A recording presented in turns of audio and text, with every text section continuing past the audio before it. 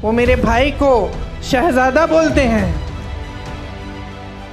मैं उनको बताना चाहती हूँ, ये शहजादे 4000 किलोमीटर पैदल चले हैं। गुजरात के बनासकांठा में एक चुनावी रैली को संबोधित करते हुए प्रियंका गांधी ने प्रधानमंत्री नरेंद्र मोदी पर निशाना साधा। उन्होंने कहा, पीएम मोदी खुद शहंशाह है, लेकिन मेरे भाई को शहजादा बोलते हैं। प्रियंका ने कहा, मैं बताना चाहती हूँ कि मेरे भाई 4000 किलोमीटर पैदल चले, देश के लोगों से मिले हैं और उनसे पूछा कि आपके जीवन में क्या समस्याएं हैं। एक तरफ शहंशाह नरेंद्र मोदी जी हैं जो महलों में रहते हैं, वो किसानों महिलाओं की मजदूरी को क्या समझ पाएंगे।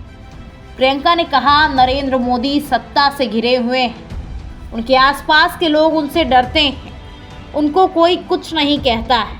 अगर कोई आवाज़ उठा भी ले तो उस आवाज़ को दबा दिया जाता है। उन्होंने आगे कहा कि आज के प्रधानमंत्री की कार्यशैली देखी, गुजरात ने पीएम मोदी को सम्मान दिया, स्वाभिमान दिया और उनको सत्ता दी, लेकिन वो केवल बड़े बड़े लोगों के साथ दिखते हैं। क्या आपने पीएम मोदी को कभी किसी किसान से मिलते हुए देखा है? उसके आगे प्रियंका ने क्या कुछ कहा, ये एक बार आप भी सुनिए। जब उनको पता चलता है कि चुनाव आ रहा है और ये किसान आंदोलन कर रहे हैं, हमें वोट नहीं मिलेगा, तब चुनाव के 2 महीने पहले वो कानून बदल देते हैं। ये है उनकी कार्यशैली। वो मेरे भाई को शहजादा बोलते हैं। मैं उनको बताना चाहती हूँ, ये शहजादे 4000 किलोमीटर पैदल चले हैं। कन्याकुमारी से कश्मीर तक आपकी समस्याओं को सुनने के लिए चले हैं। मेरी बहनों से मिले हैं, मेरे भाइयों से मिले हैं, किसानों से मिले हैं, मजदूरों से मिले हैं और सबसे प्यार से मिलकर पूछा है कि तुम्हारे दिल में क्या मुश्किलें हैं, तुम्हारे जीवन में क्या समस्याएं हैं, उनको हम हल कैसे कर सकते हैं। और एक तरफ आपके शहंशाह नरेंद्र मोदी जी महलों में रहते हैं। आपने कभी टीवी पे उनका चेहरा देखा है? एकदम साफ सुथरा सफेद कुर्ता, एक दाग नहीं है धूल का, एक बाल इधर से उधर नहीं हो रहा है। वो कैसे समझ पाएंगे आपकी मजदूरी, आपकी खेती? कैसे समझ पाएंगे? कैसे समझ पाएंगे कि आप किस दलदल में धंसे हुए हो? महंगाई से आप दब चुके हो, हर तरफ महंगाई। मेरी बहनें, मिट्टी के का तेल आज कितने का है? सब्जी खरीदने जाती हो, मिलती है क्या? तुम भाव क्या है उसका? पेट्रोल डीजल का दाम क्या है? मेरे किसान भाइयों, किस तरह से गुजारा कर रहे हो? खेती के हर सामान पे जीएसटी है, हर सामान महंगा हो चुका है।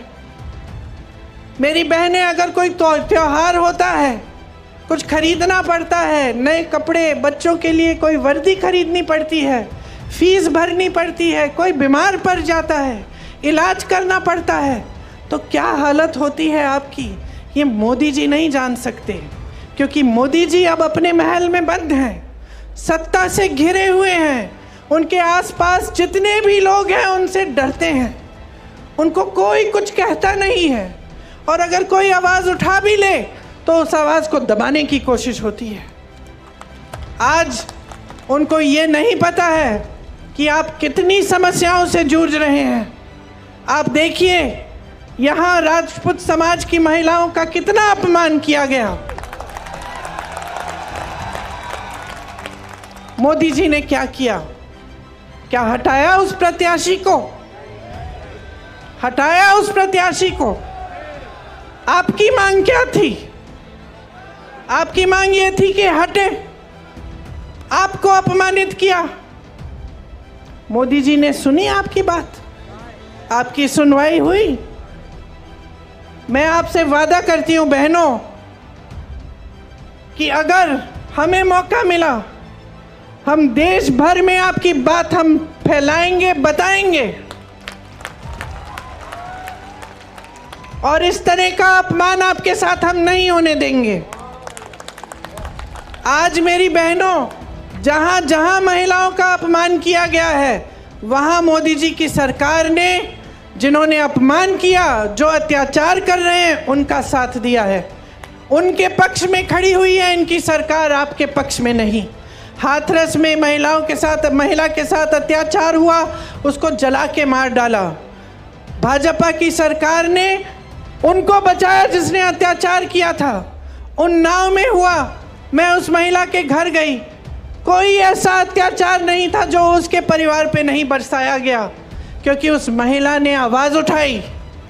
उसके साथ अत्याचार करने वाला एक भाजपा के प्रधान का रिश्तेदार था। उस महिला ने, नौजवान थी, आवाज़ उठाई, कचहरी में गई केस डालने। जहां वो अपमान हुआ था वहां केस नहीं डाला गया तो अगले ज़िले में चली गई, वहां से डाला। रोज़ सुबह अकेली जाती थी 6 बजे ट्रेन लेकर अगले ज़िले में, वहां पे कचहरी में जाती थी अपने केस की सुनवाई के लिए। एक दिन जब वापस आ रही थी तो उसको जलाकर मार डाला। 1 किलोमीटर जलते हुए चली, कोई आया नहीं मदद करने के लिए, पुलिस नहीं आई, कोई नहीं आया।